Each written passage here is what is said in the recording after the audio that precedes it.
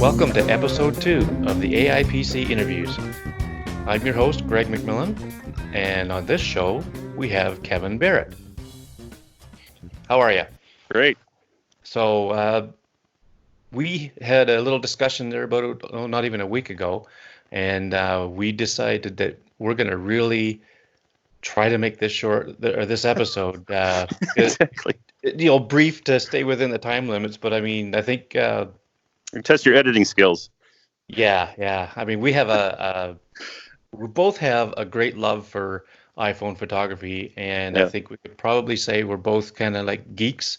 Yeah. And we could go on for hours, but We'd lose everybody. oh, we would. But so we'll just try to keep this within my goal is 45 minutes, and we'll see what we could do. So I'll start with the question that I will probably be starting with everyone on this show, and that is, how did you get into iPhone photography? Well, by Android.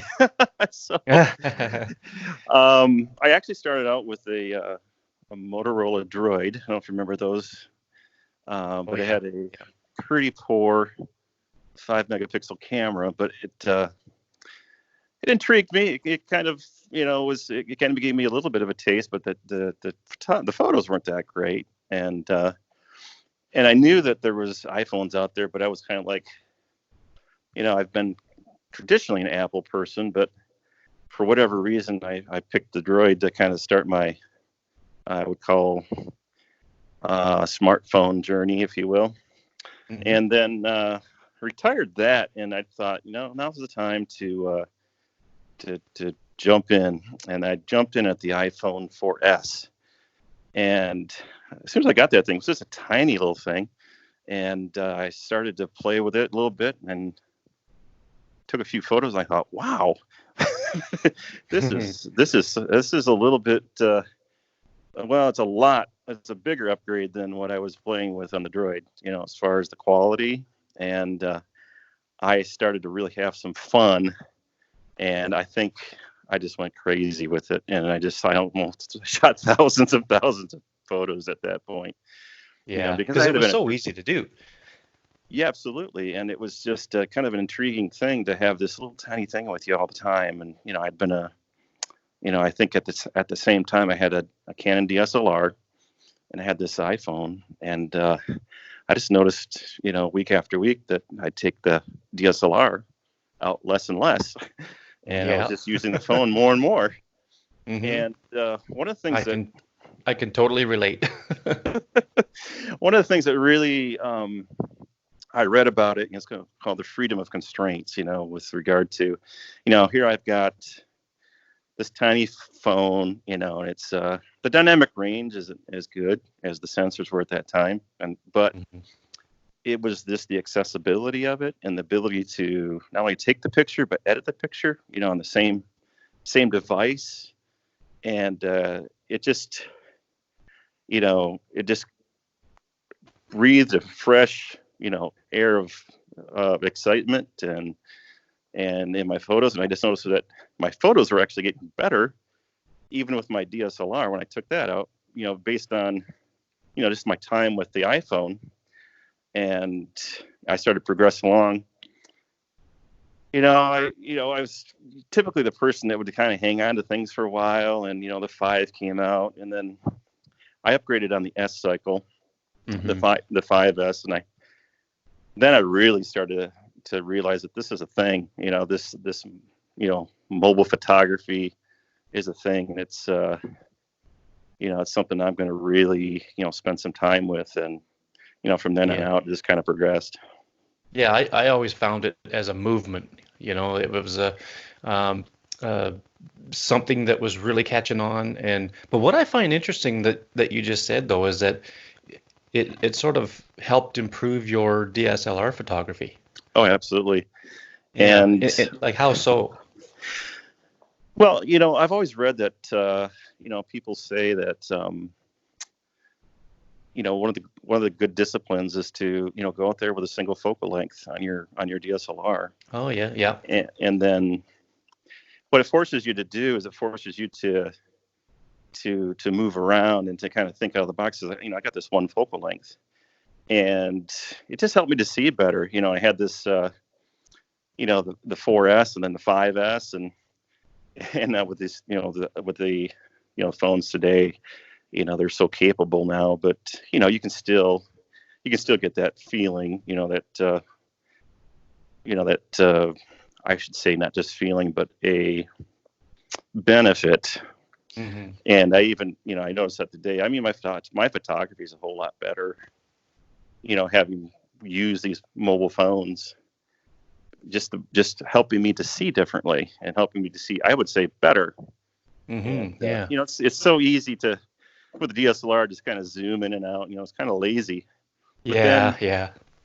when you have a single focal length and you're constrained, it forces you to use your feet and move around and to look at things. It's like, okay, where's the best shot here? And it helped me with composition and all that. So it's just been a real boost. I can't imagine photography without it. Yeah. So do you find yourself able to see how this shot is going to look before you take the shot, just based on the angle of view and focal length and whatnot of the iPhone? Have you got to that point? Yeah, Like kind of pre-visualizing what like if you're say driving along and you see a scene off to the side and you think, okay, that could make a good picture, and when you think that, do you think of how it's going to look taken with yeah, the phone? I do actually, and I've heard that the discipline of going back to what we were talking about, using a single focal length. After a Hmm. while, you start thinking in that focal length, and Yeah. when you're looking around, you just see different scenes in that focal length. And with the iPhone, if you've been shooting with, and in, from model to model, they're just, slightly different, but you start to get that sense of, yeah, I can get that out of this phone, and I can see the shot before I actually take it, because I'm Yeah. at a point Yeah. now, even with the, 11 Pro, 11 Pro Max, I can still, even the 3D lenses, I understand what they're going to do, when I'm looking at a particular scene. So yeah, I'm pretty comfortable with that right now. Yeah. Cool. So my next question was gonna be what you're shooting with now, and it's obviously the 11 Pro Max. Um, how do you like it? Like, do you really like the ultra wide and what it's capable of bringing in? I really debated about whether I should just get the 11 because, the the frugal guy in me is saying, I can, Yeah. look what I've done with the 4S. Look what I've done with the 5S. Why do I need Yeah. other lens Hmm. for? But I'm so thankful that I decided just to, go for the gusto and get get the Pro Max, because I'm telling you, I can really benefit from the extra battery life, in the field. I don't have to worry about it. And, the weather, the shooting in the rain, Oh you know, yeah, yeah. it's just incredible. Things I couldn't even do with my DSLR. I mean, today, the cameras today are a lot more weather resistant than they were then. But this thing you can put underwater, 4 meters of water. So I haven't done that yet. Yeah. I haven't either. I don't have the Pro Max. I have the 10s, but I mean, I'd be a little reluctant to just dunk it and try to take a picture with it. You're right. I'm not quite to that point yet. Yeah. So Uh, what kind of things do you like to shoot? it's kind of like what I don't like to shoot. Um, Oh yeah.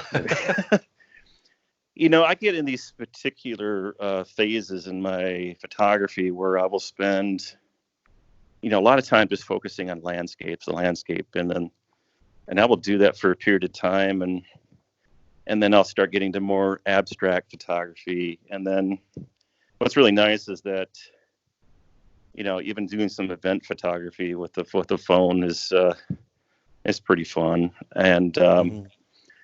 there are different things. Getting back to the three cameras, one of the things is I'm really thankful for that third camera they call telephoto. It's actually closer to a normal lens, Yeah. but I use it far more than I thought I would. And I think it's a personal preference. I understand, I like the wide and I like the ultra wide, but I would dare say it's a pretty even split between the telephoto and what they refer to as the normal wide.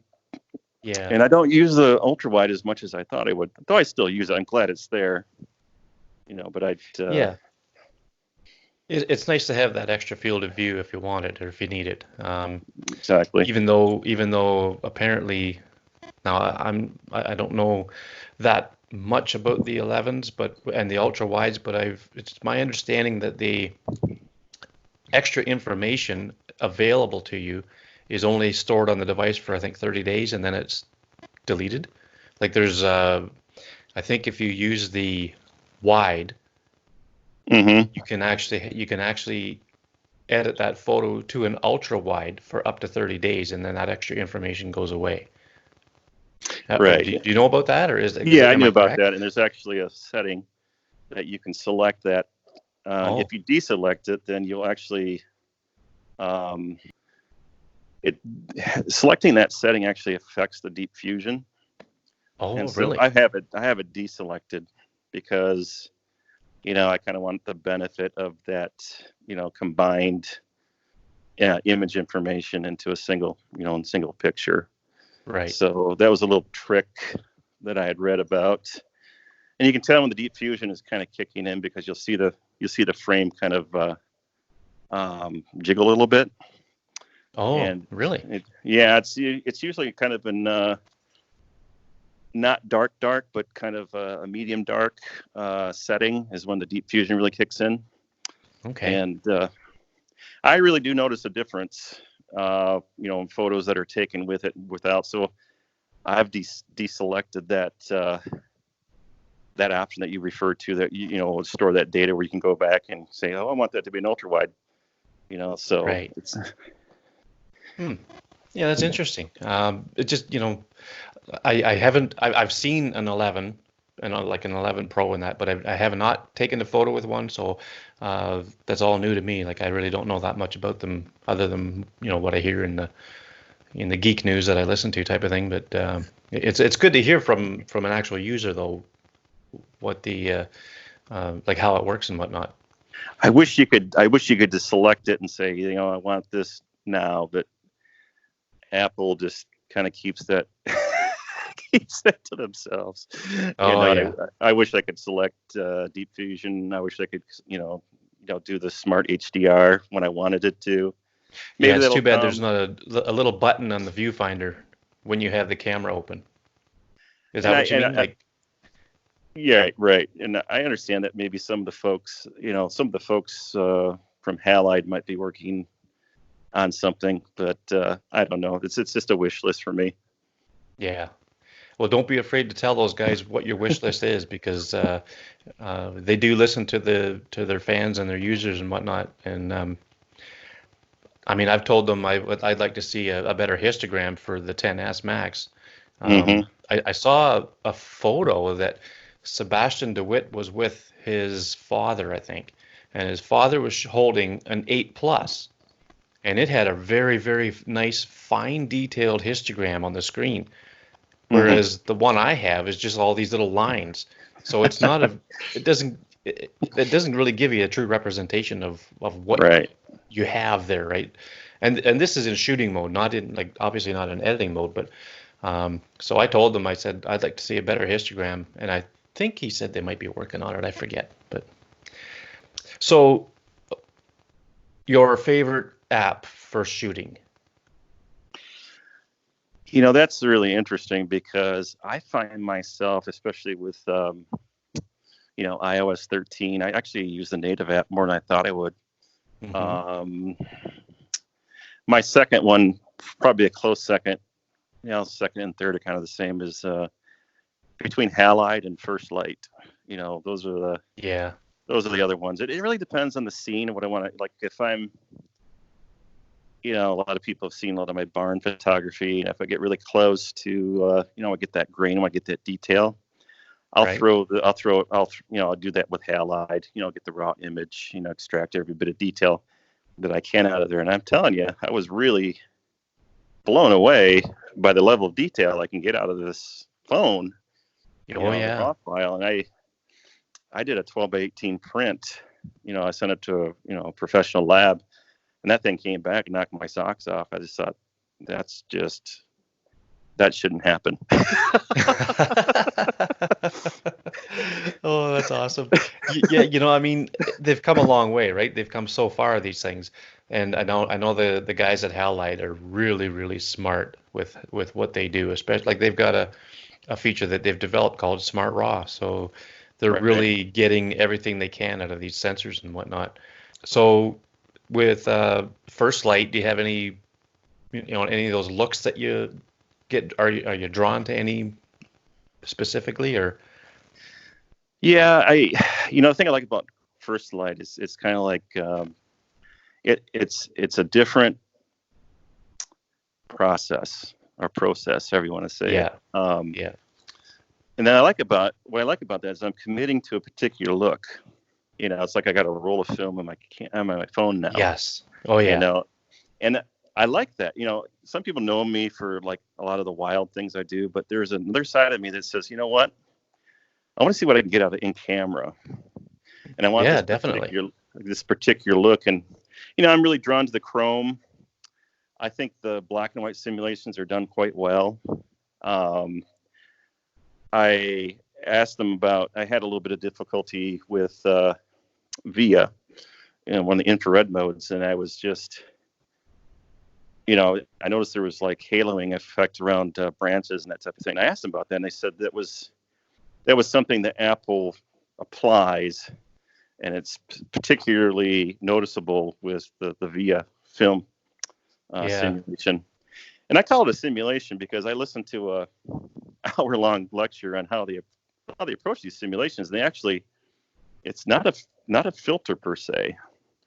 They're actually looking at the light parameters, or more like the signal parameters that come in, and they're adjusting, they're creating that simulation on the fly. Hmm. So, I really like that because, I can see how that picture is going to look like, right on my screen, and boom, Yeah. Yeah. So I do like that, and I really like First Light for that particular benefit. So First Light, basically you're capturing the image, you're editing the image basically before you capture it Yeah, with pre-editing. with these live previews. So when you're not using First Light, when you're using the native app or Halide, okay, so you mentioned that you shoot RAW. What would be your favorite RAW editor or your go-to? Believe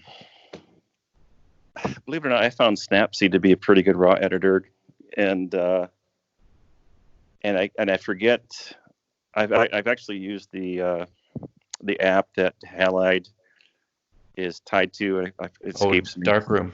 Darkroom. Darkroom, yeah. So I've used that. A bit, but I'm pretty pleased with what Snapseed does. It's just not the same as Darkroom, but getting back to, I mean, I was looking at my purchasing history over the years of all these apps. I'm going like, oh my,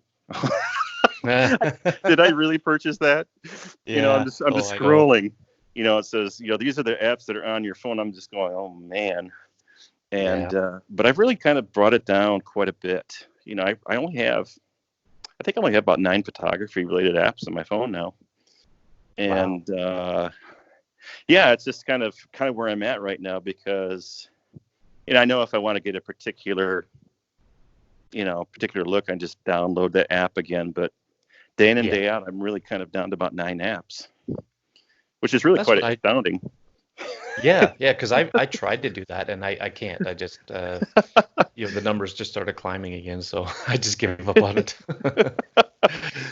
But I do, I play with Spectra a bit. Mhm. I think that's fun. That's a really fun app. Yeah. So yeah, so I'm really pared down my choices, because then I'm forced to get better at those apps, and I can edit That's pretty yeah. I can edit pretty Yeah, I quick. found that with oh, sorry, go ahead.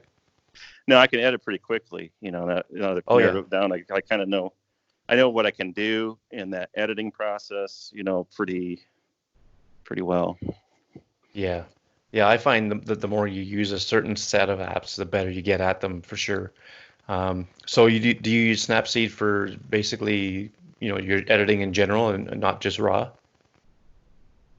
Yeah, I do, and I just discovered some other things about Snapseed, and it has actually a astoundingly good uh, tight grain effect for Oh black and yeah. white, Oh and really? I was really impressed. I thought, oh my, that is amazing, and I imagine that thing has been there for years, and I just Oh, started probably. playing with it, and somebody else commented on that, says, man, that grain is really nice, and it really kind of harkens back to my darkroom days, because grain wasn't bad. Grain is good. Oh yeah. So For the right image, I'd say, yeah. exactly. Yeah. And I'm some of the images that come out of these phones now are actually, in my opinion, and my preference, maybe a little bit too clean. Yeah, yeah, that's, computational photography, it just makes you wonder what's next. And they're just doing so well with them, and I mean almost too well in a lot of cases. So yeah, it's nice to get back into, some of the old ways of doing things. And that's what I like about First Light. It does take you back for sure. Hmm. One of my favorite looks is Coda.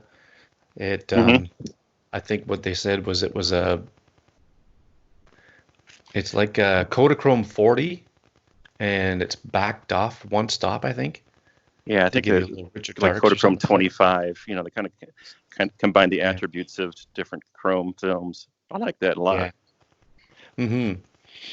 So, do you have any aspirations for your photography? Like, where would you like to go on this journey that you haven't been yet? It was really interesting to me recently is I had somebody just approach me and say they wanted a print of one of my photos. Oh, nice. They didn't know it was off a phone. I didn't tell them it was on a phone. Right. I printed it pretty big. They were thrilled. They sent me a picture of them opening it up they were just astounded. And I have done some shows in the past, with my DSLR. Did an invitational one time. I did a couple one-man shows, and I'd like to do a show featuring mobile photography and not let people know that it was done with a mobile phone. Yeah. Yeah, that'd be interesting.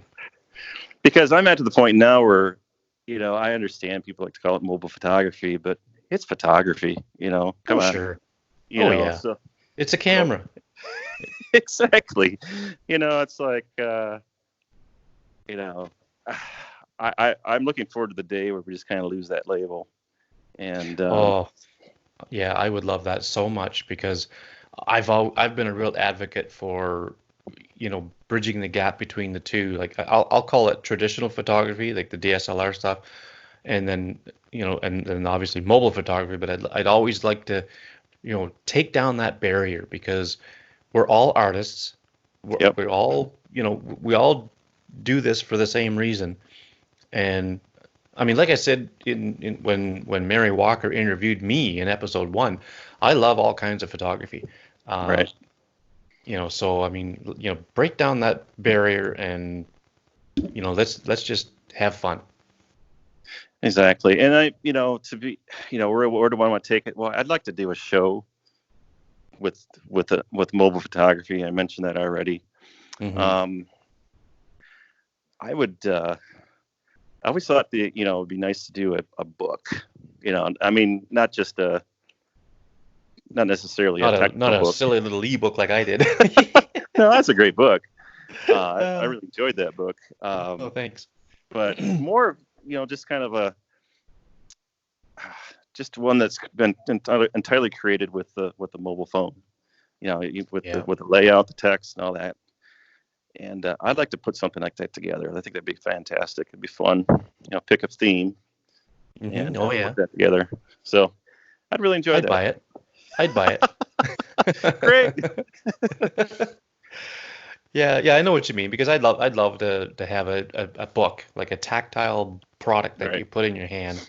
and maybe someday I will. I don't know, but Now that's yeah, another thing. I'm and gonna be on a hobby horse. I think far too many people aren't printing their work, and oh, I think that's terrible. absolutely, You know, it's yeah, just yeah, on their it camera roll, and you know they share it on social media or maybe on some dedicated forums, and that's it. yeah, If you haven't printed from your phone, and I'm not just talking about to like you know a little local printer, but send it to a lab, get a big print, yes, and you can really see what that phone can do. You oh know, yeah. Now, when you got that large print made, did they have to do anything with the file?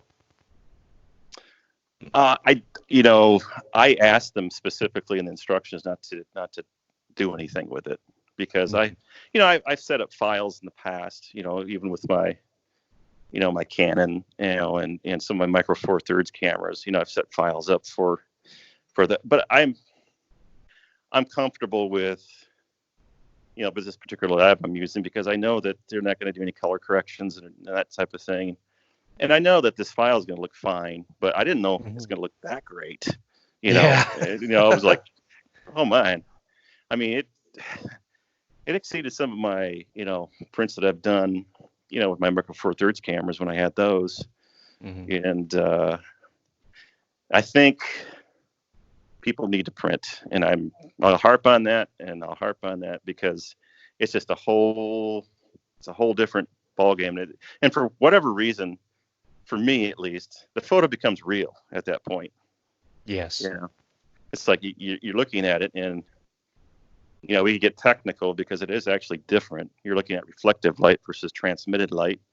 When you're looking at Yep. things on the screen on a monitor, that's RGB versus CMYK. Yeah. It has a different look, Oh, definitely. and and I've even I've experimented with different papers. The Oh, metallic yeah. paper Right. Hmm. and luster, and it's almost like I wish I had my own lab so I could just Yeah. play Oh, play yeah. all day. Yeah. Yeah. With a, nice $50,000 printer. But what's astounding to me is that these labs they have the apps, and I'm sitting there going through my camera roll, loading it on their app, and it's almost like I'm just selecting print, and I just pick it up the next day. Oh, It's really? it's crazy. And are you happy with the way they turn out? Like color wise and everything? I would say for the most part, I will say that I think if I'm honest, there are some that just don't translate too well.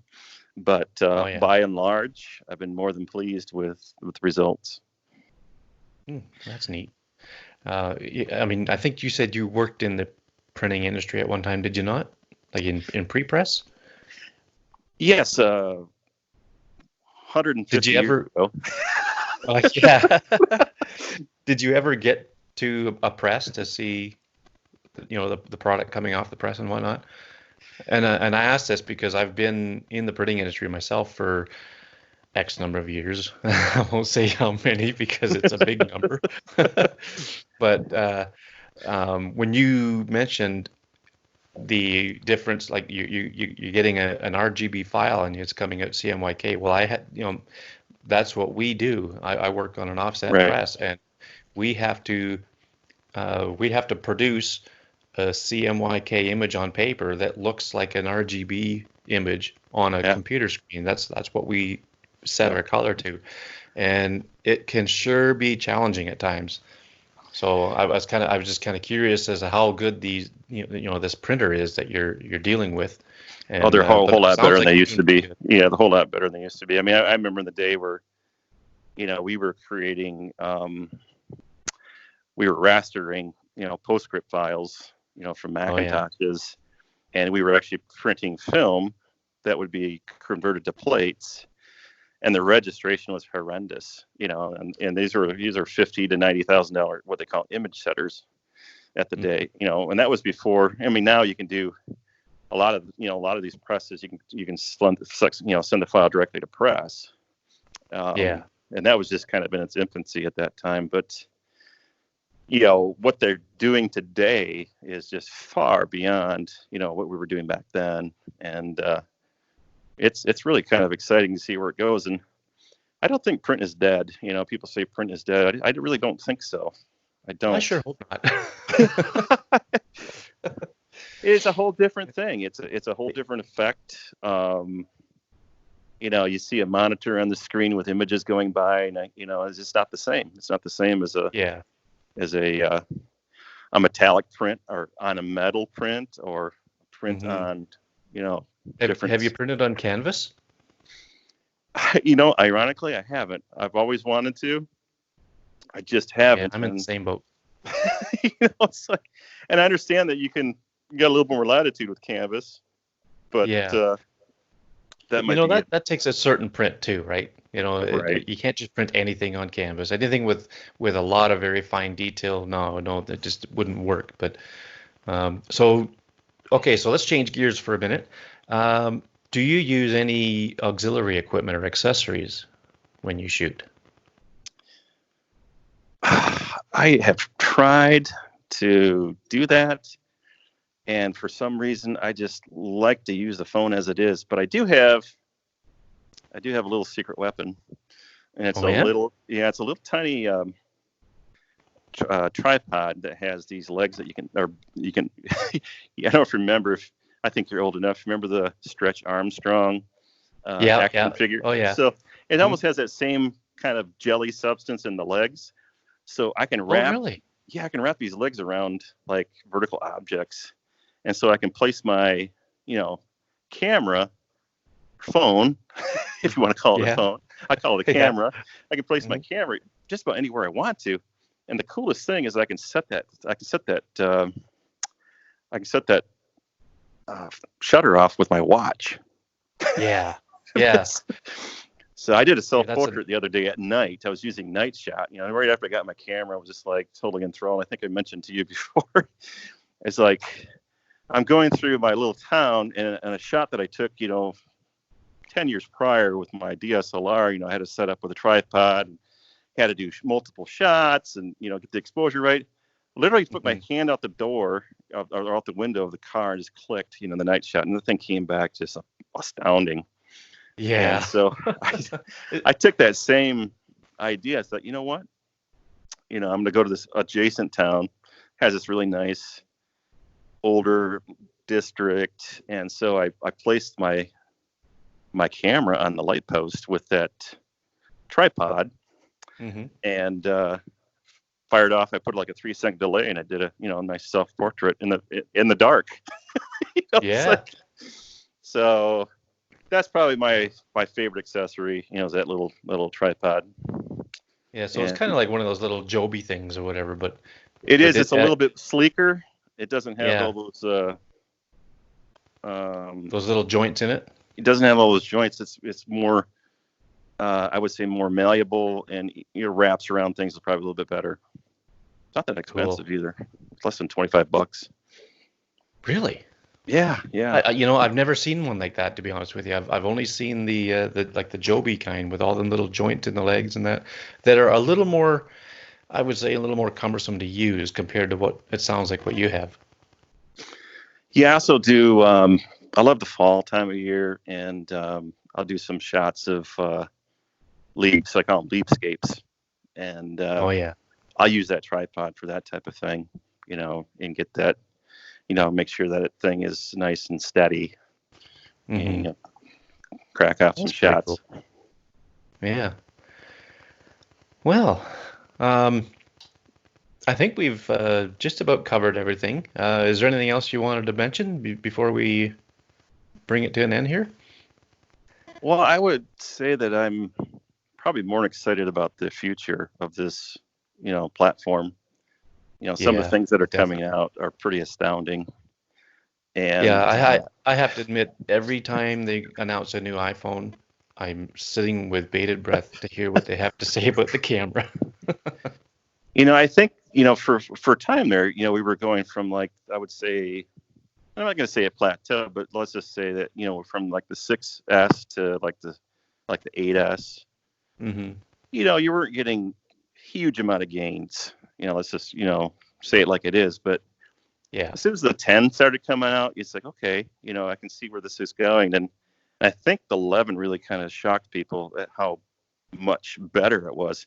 And I literally went from the 7 Plus to the 11 Pro Max. Yeah. Yeah. And I love the 7 Plus, and I could, but there's a noticeable difference. And I think the 12 is more than just incremental. I think they're so too. Yeah. they're going to be doing things differently with regard to, because a lot of times when you're taking a shot with the Pro Series, it's using information from all three cameras. Mm-hmm. And what I understand is going to happen, and of course this is all rumors, but we know that Apple's notoriously not too great about protecting their secrets. Yeah, that's right. But my understanding is that they're going to a sensor shift technology, which they're going to go from optical stabilization to sensor stabilization. And the key there is that if you follow what's going on in like the mirrorless cameras, like the interchangeable lens cameras out there, they're using sensor shift technology to not only improve color information, but also to gain better resolution. So what they're talking about is potentially a 48 megapixel combined image from this sensor shift technology that's really super clean. So that's pretty exciting. Yeah. Yeah, you got my attention. Now again, this is all subject to rumors, but I like Apple's approach. I mean, they seem to be a bit more conservative, a little more realistic. Some of these manufacturers are coming at 108 megapixel, cameras. Oh yeah. And the thing that I think these are phones. These are still mobile devices. right. But that's cool. I can't wait to see what is on the horizon. And the processors. I've said the processors are just going to be maybe it'll be 25% faster, but it's going to use even less energy in the process. Oh yeah. Which means your battery life is going to get better. So you have a more capable device. I don't know. It's fascinating, and I don't think we're anywhere near peak. I think we're still in the early. Right. I think we're still in the early era. Yeah. Well, and I've said for probably 3 or 4 years now, maybe even longer, we are it's a good time to be a mobile photographer. So, I think that pretty well wraps it up, Kevin. I can't thank you enough for coming on and being my first actual guest. I had a lot of fun with this. Where can people find you online? Well, I have a number of different places, but to keep it to a short list, I do have kbfoto.com as my website, which needs to be updated terribly. But I'm also on Instagram at kbfotog, and also Dayflash kbfotog as well. So there's some forums that I participate on that you can, there's too many of them, but that's a good start. Yeah. Well, that's awesome. Keep up the good work, and I mean, it really sounds like we have a lot in common, not with just our our shooting and whatnot, but our even our history with going from a DSLR to mostly the iPhone, and I would hazard a guess you're probably strictly iPhone now, or do you still use another camera at all? I do have I still have my old iPhone 5S. I've got an old Canon film camera that still has a roll of film in it. Oh wow. But I'm not. I'm going to be probably purchasing interchangeable lens camera this year, primarily for the telephoto capabilities. Because I do like bird photography. Right. And that's just, and I think, and I'm not putting it out the realm of possibility, but I think we'll probably get to the point where we can even do that with our phones. Yeah, you never know, right?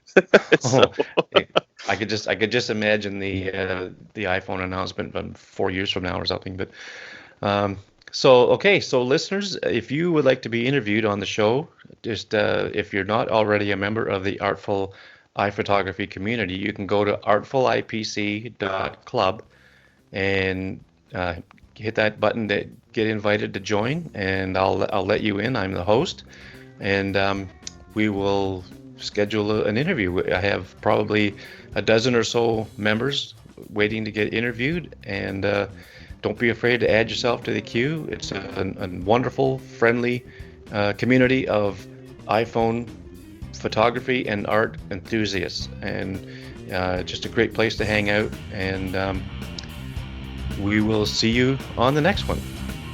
thanks a lot, Greg. Thanks.